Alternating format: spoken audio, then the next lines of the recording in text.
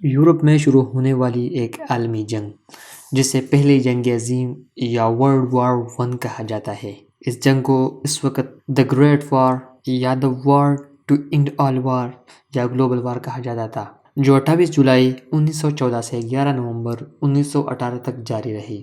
اس جنگ میں 17 ملین یعنی 1 کروڑ 70 لاکھ لوگ مارے گئے، جس میں 1 کروڑ 10 لاکھ فوجی اور 60 لاکھ سویلین یعنی عام شہری مارے گئے۔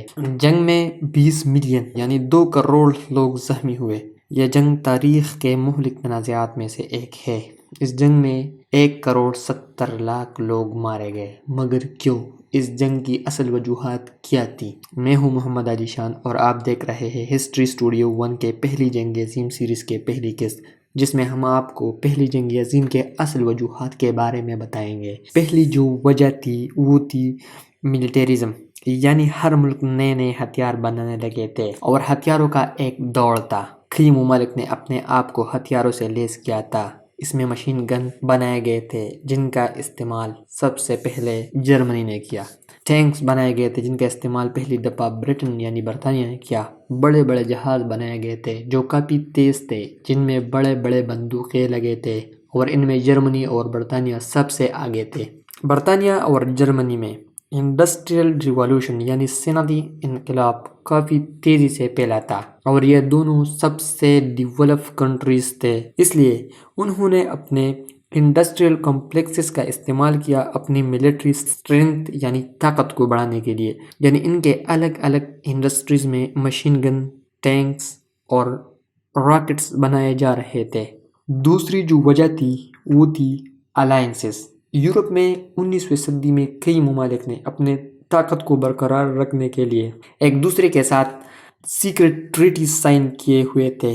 یہ ٹریٹیز چپکے سے بنائے گئے تھے، یعنی دوسرے ممالک کو پتہ نہیں ہوتا تھا کہ ان ممالک کا ایک دوسرے کے ساتھ کوئی سمجھوتا ہوا ہے۔ ان میں 2 بڑے الائنسز تھے۔